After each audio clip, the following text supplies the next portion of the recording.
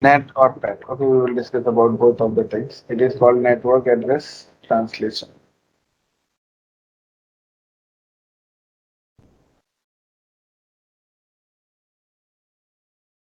So NAT is used to translate any IP address to any other IP address. NAT is used to translate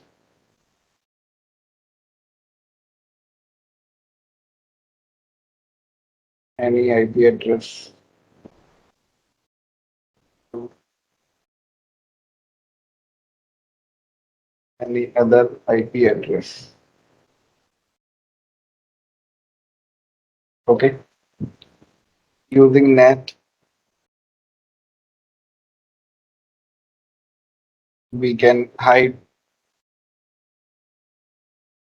real IP address of internal endpoints.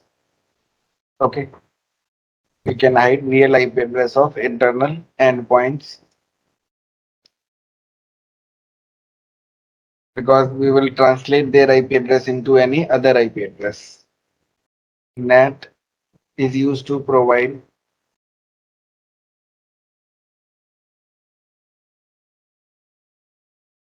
internet connectivity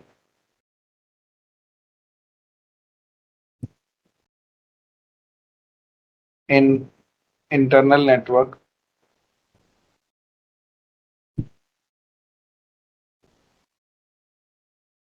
by translating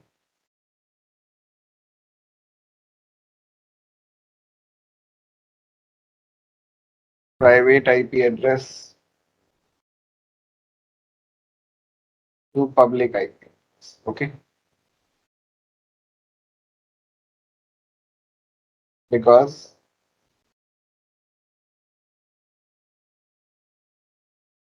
private IP addresses are not routable on ISP. Okay, private IP addresses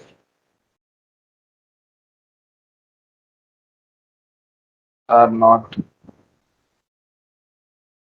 routable on ISP. Okay, NAT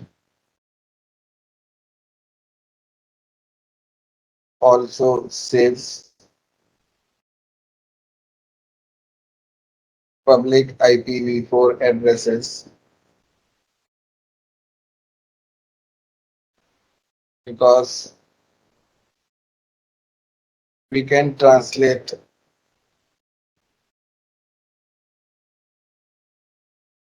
multiple IP or multiple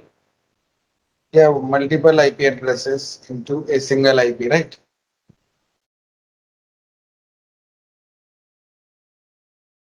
See, if in your LAN you have 50 users and they all require internet connection, so you have to use public IP address. If you want to use a single public IP address to provide internet connectivity for your 50 users, then it is possible using port address translation. Otherwise, if PAT was not there, then you have to use a single public IP address for any individual PC to provide internet connection, right? So here we can use this NAT to save public IPv4 address space also. Okay, space. NAT is used. NAT can be used. You can say to host internal application servers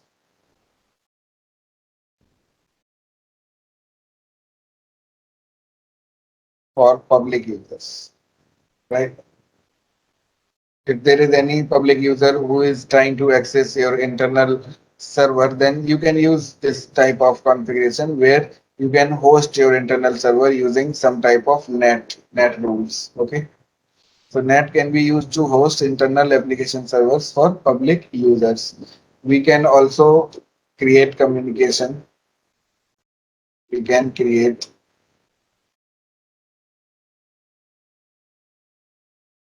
communication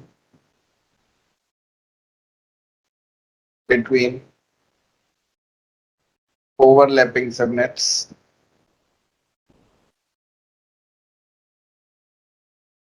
using NAT. For example, in your two branches, you are running same network address. Okay, their network address is same. So there are some overlapping IP addresses running in both of the branches. So if you want to create communication in this type of network where overlapping subnets are running, you have to configure NAT so that you can translate IP addresses into any other IP address to communicate with other branch users. Okay. Clear. So if you are having overlapping subnet, let's say you have two branches. In one network, you are running 10.1.1 IP address on a PC. In another network also, you are running same IP address. So if you want to create communication between these two IP addresses or between these two users which have same IP address configured, then you have to use NAT so that you can change their IP addresses. Because if this PC, for example, if this user will try to ping this user.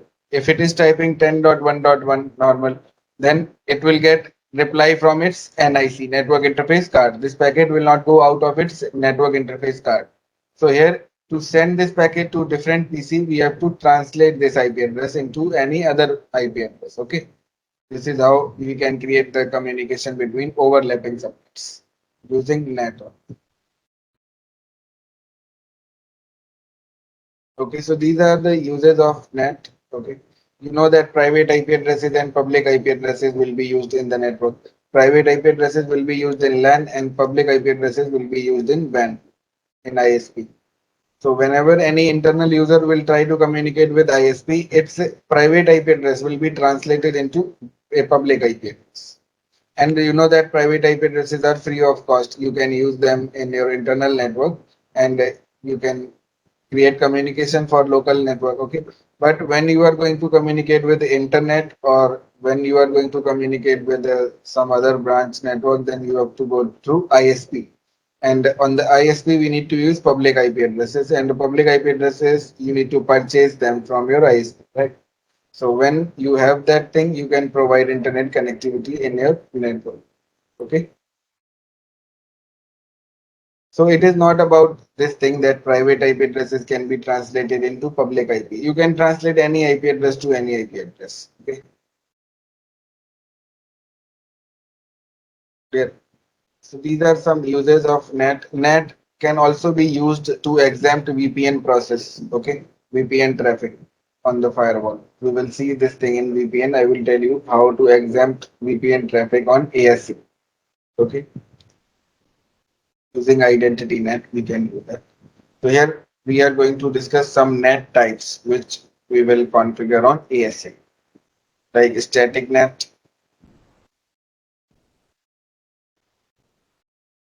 dynamic NAT,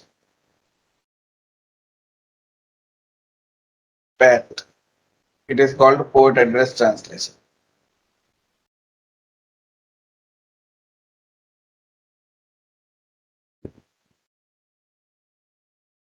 Then we have static PAT, policy NAT, and identity NAT.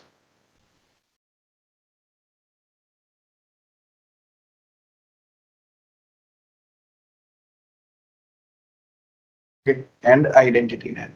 So we are going to discuss all these NAT types. Means these are the NAT types which can be configured on ASA to perform translation. Now to configure these NAT types, we use some sections in ASA. Okay, section 1, section 2, and section 3. These are the configuration method, you can say configuration sections, configuration method. How do you want to configure these NAT types? So it is on, or you can say it's depend on your sections. Like this section 1 is called manual NAT,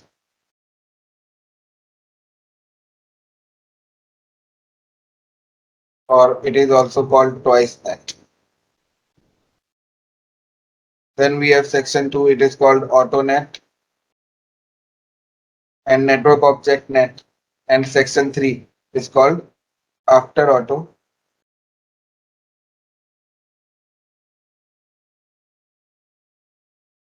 manual NAT. These are the three sections to configure all these NAT types. Okay. You can configure static NAT using section 1 or section 2 or section 3. It's up to you. Now, why these three sections are defined? Because these three sections will be used to define evaluation sequence for the NAT rule. Okay, and they have their own features. I will tell you about them also. But for now, these three sections will define NAT rule sequence in the NAT table. Okay, in the NAT table, there is a NAT table in ASA in which it will store all the configured NAT rules. Okay, NAT table. NAT table is used to store all the configured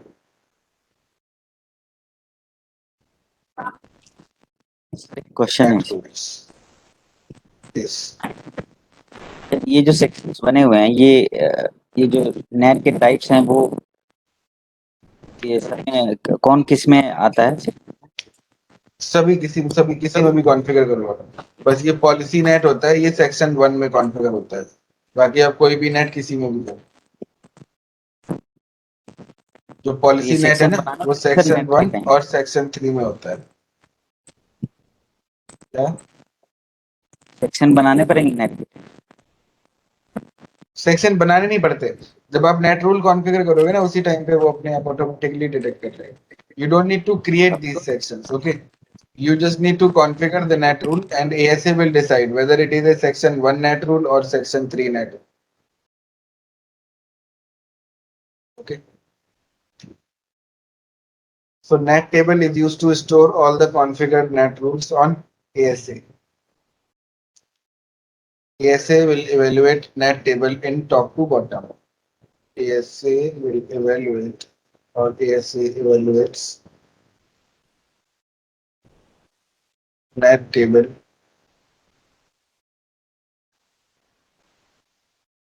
from top to bottom.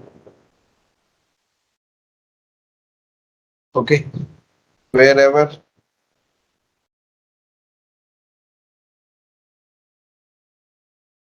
it finds perfect match,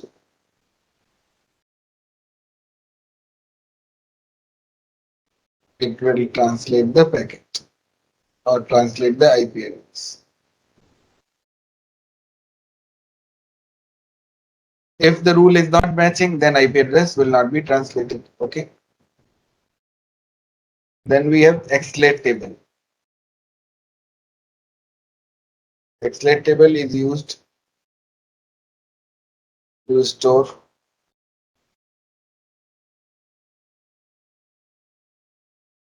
translation history on ASA for running IP translation. Okay. For running IP translations, it will store all the entries. Clear? So these two tables will be created on ASA, NAT table and XLATE table. In NAT table, you will find all the configured rule. And in XLATE table, you will find which rule is being used to translate the packet. For that, an entry will be created in XLATE table that this 10.1.1 was translated into 101.1.11 or any other IP address. Okay.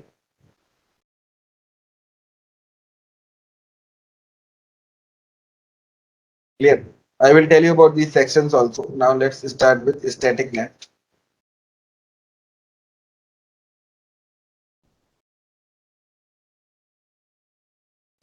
It is used to translate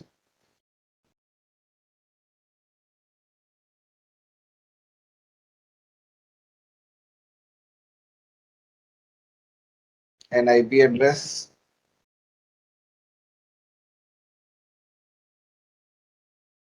into another IP address. It is used to translate an IP address into another IP address. It is called one-to-one translation. It's called one-to-one translation. It provides bidirectional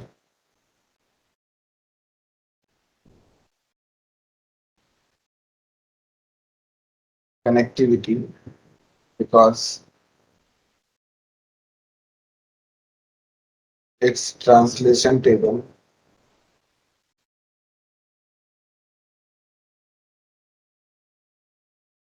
or you can say because its entry will not be expired. Its entry will not expire from XLATE table. Okay. It provides bidirectional connectivity. Let's say this is your ASA. Okay. For example, here I am. Okay. That's why it is not ASA. Here, however, it is connected to ISP. Okay. And this is your internal network. And this is your DMC here. In DMZ, I have these two servers connected. This is DMZ. Okay. Now, let's say this is 10.1.2.1, and here we have a public user. On this WAN interface, I am using 101.1.0/24, where dot 1 is configured and where dot 10 is configured. Okay. Now, I want to host this server for public user. So I can translate its IP address into a public IP address so that this public user can reach, because private IP addresses are not routable on ISP, right? So I can use a public IP address to provide access to this internal server. So user needs to hit on this public IP. It will come to ASA. ASA will untranslate it into its real IP address and it will send the packet to server. Here the thing is, when ASA will perform translation, it will note down the entry in XLATE table. And here you need to understand only one thing. Here we have these interface names, right? Inside, outside, and DMZ.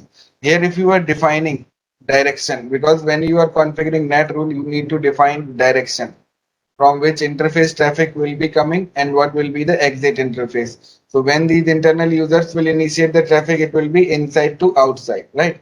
And when you are configuring NAT rule for DMZ to outside, then direction will be DMZ to outside, because we want to translate this DMZ server IP address, right? So DMZ to outside. Now, when the traffic will come in the given direction, you need to understand only this funda on ASA. When the traffic is coming into given direction, then ASA will perform lookup in its NAT table. Okay. And it will perform source IP translation.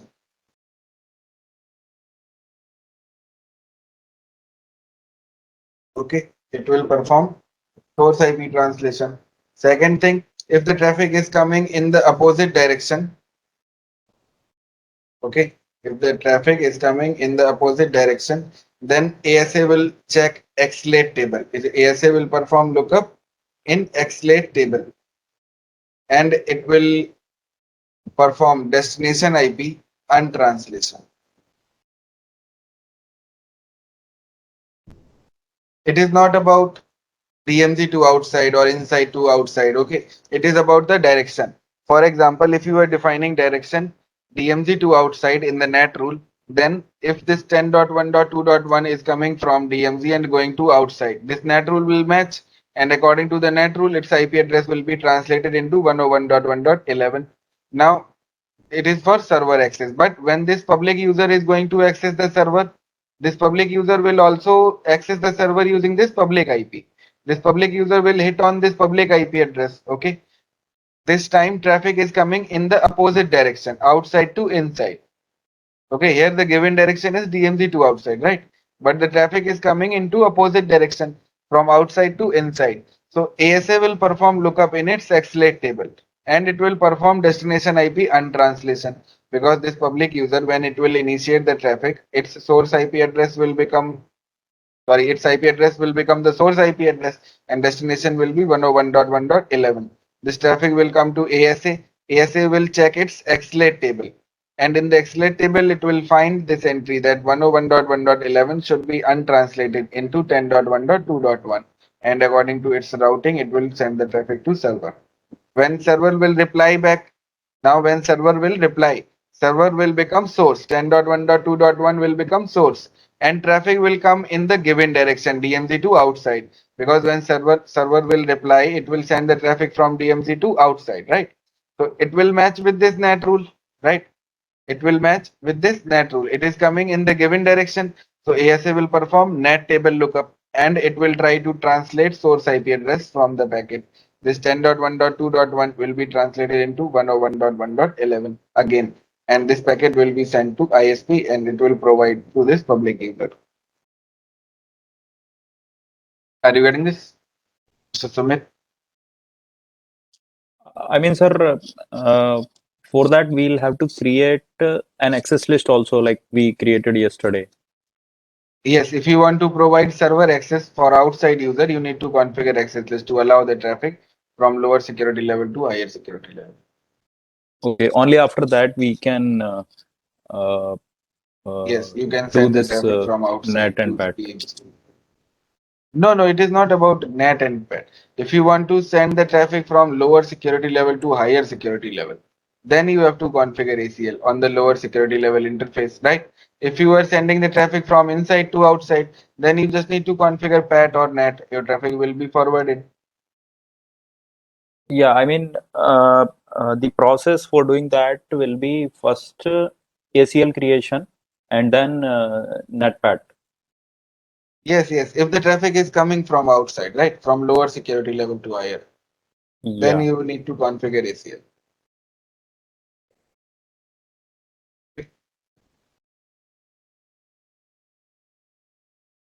So static net, it is used to translate an IP address into another IP address. It is called one-to-one translation. It provides bidirectional connectivity because its translation or its entry will never expire, will not expire from XLET table. You can configure static net with section 1, section 2, section 3, any of the section. It's up to you. After this, we have dynamic net.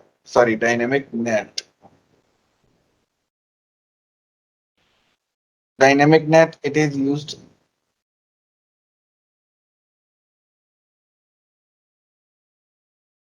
to translate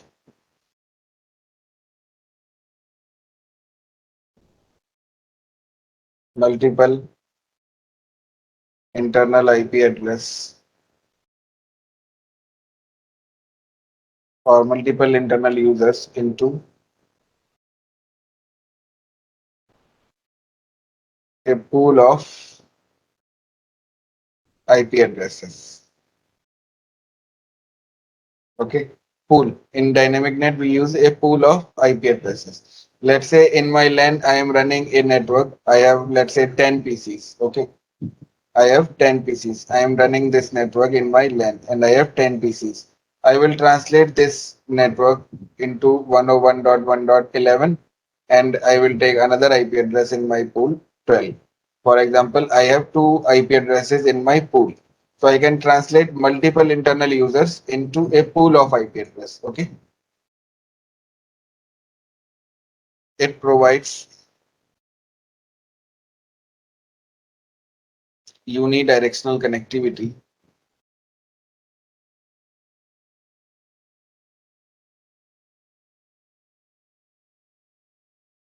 So because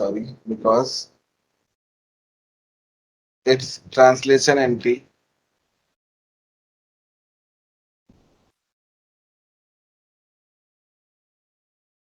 will be expired in 3 hours. Will be expired in 3 hours.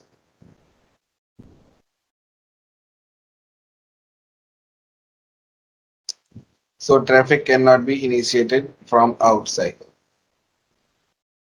or you can say from opposite direction.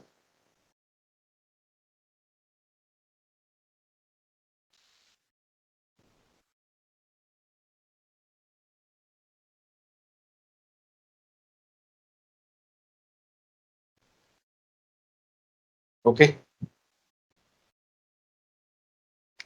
In dynamic net, if we have, for example, only two public IP addresses,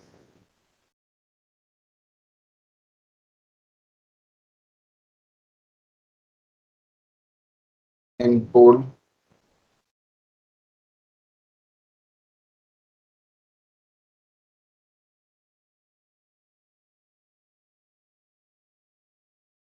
if we have only two public IP addresses in pool, then only two users will be translated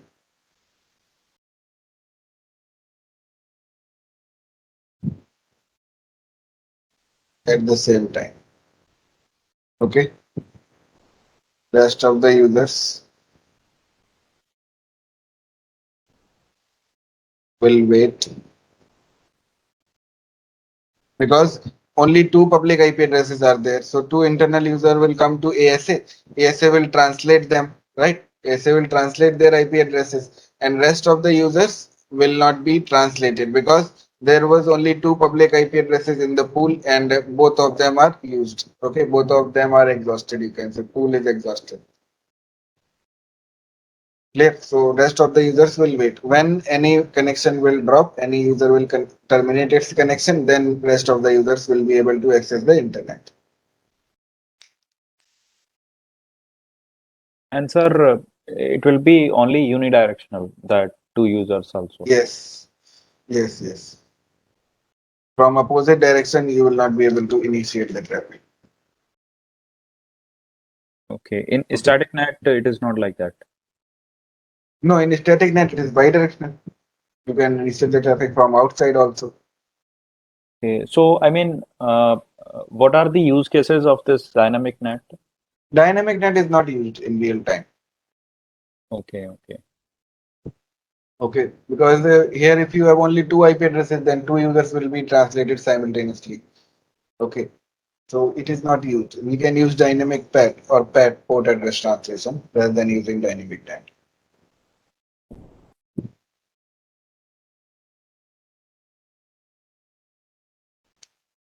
Okay.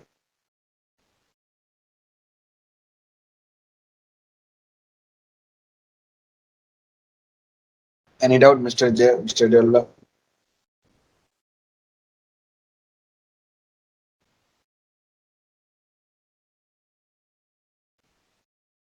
Now let's move to PAT port address translation.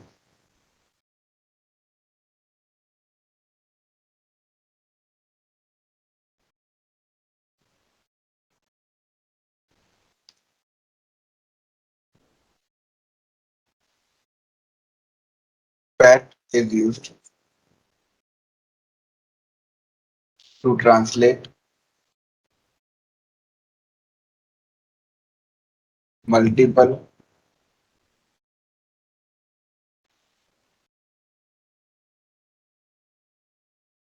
IP addresses into a pool, sorry, into a single public IP, not pool, into a single IP address.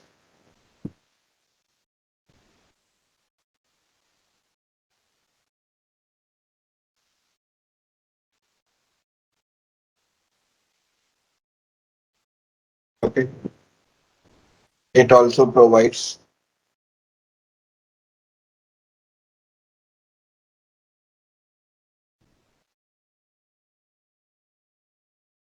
unidirectional connectivity.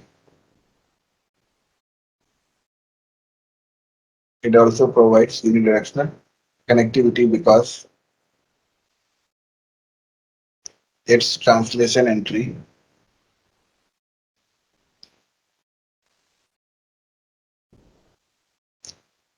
will be expired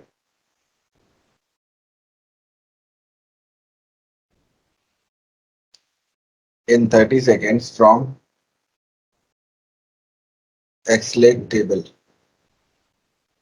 In 30 seconds from XLAT table. You can understand it like this: whenever, if there is any type of net for which translation entry will be expired, then you cannot initiate the traffic from outside. Because when the traffic will come from opposite direction, ASA will perform lookup in its XLAT table and it will not find any entry, right? So it will not be able to untranslate the packet. Okay. In PAT, ASA translates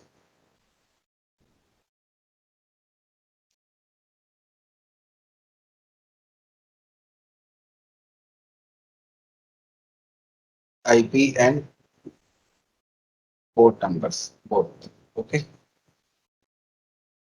It uses port number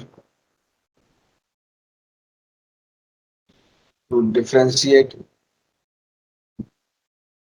between translation entries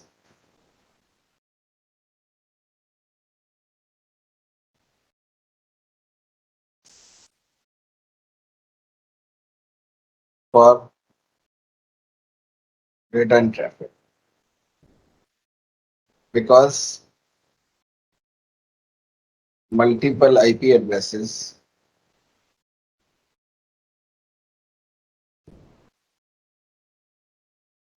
will be translated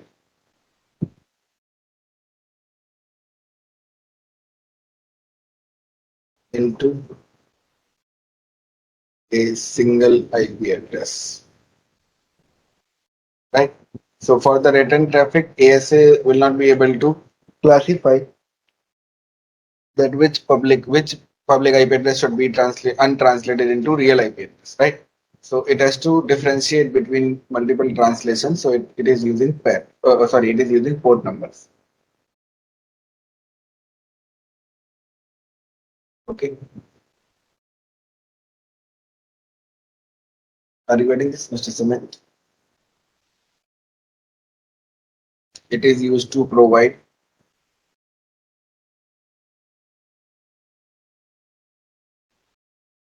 internet connectivity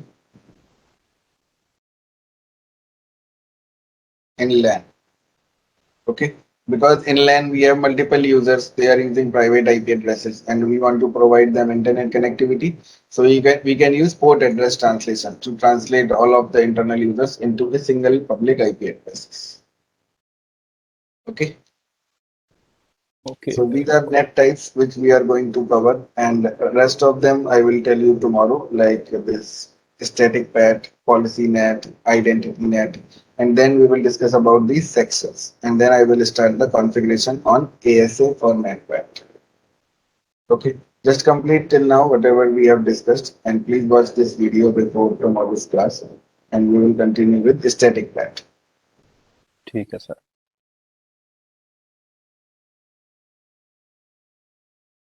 Is PAT in PAT the expiry timer is 30 seconds and it is unidirectional, Yes. but Yes. to multiple internal IP to a single IP. So, Yes. I mean, if it is unidirectional, how will it differentiate the port numbers? See, it is like this. Let's say this is your ASA connected. And behind this ASA in LAN, you have multiple users connected. Okay, this side it is connected with ISP. Here we have any public server connected. Here we are running 10.1.1.0/20. Here we are running 101.1.0/24. On this ASA interface, we have .1 on ISP interface .10. Now, when this, let's say here I have 10.1.1, right? 10.1.1.2, 10.1.1.3. For example, these three users are there. I want to translate all of them into a single IP address, which is my interface IP. For example, you can take any other third IP address also. You can purchase this and you can use it for PAT. But we have this static public IP address configured on my ASA only, right? So I can use this. So I am translating all these internal users into my interface IP address. let's say 10.1.1 is coming. For now, you are not using port number. Okay. It will be translated into 101.1.1. 10.1.2 will come. It will be translated into 101.1.1. 10.1.1.3 will come. It will be translated into 101.1.1. Now, when the return traffic will come for these particular flow, then how ASA will identify that this 101.1.1 should be untranslated into 10.1.1, because in packet it will get destination IP 101.1.1 and it will perform lookup in its XLATE table, right? These entries will be in XLATE table. And it will be confused that this 101.1.1 should be untranslated into 10.1.1 or 10.112 or 10.113, because there is no port number or nothing, no identifier is being used, right? But if I talk about the port number, let's say this 10.1.1 is coming, it is coming with 40,000. So it will be translated into 101.1.1 port number 40,000, like this. If 10.112 is coming with port number 10,000, for example, then it will be translated into 101.1.1 port number 10,000. So when the return traffic will come for these users, ASA will get this IP address and port number in the destination field. It will be the destination IP, it will be the destination port number when the return traffic will come from ISP. Okay. Then ASA will untranslate this 10.101.1.1 into 10.1.1 and this port number will remain same 40,000. And it will give it to server one, whatever it is, user one. But sir, I mean, you have told that it is unidirectional. Yes. So return traffic will come back, right? It is for return traffic. The traffic will go from inside to outside, then return traffic will also come. At that time, ASA needs to identify. Reply to आएगा ना? That means it will be like bidirectional if No, in the both way it bidirectional is will be converting. when, no, bidirectional will be when it is initiating the traffic from outside and ASA is able to untranslate the packet. Traffic is not being initiated in this case, right? I am talking about reply traffic. This is reply and this is new connection initiated from outside. They are different. So when the new connection will come, see here ASA has translated this IP address and it has noted down this information in its XLATE table. For this particular flow, when the return traffic will come, return traffic, it will match with this connection, with this XLATE entry, right? And Okay. if this user is initiating the traffic, then it will not match with this entry. It will not match.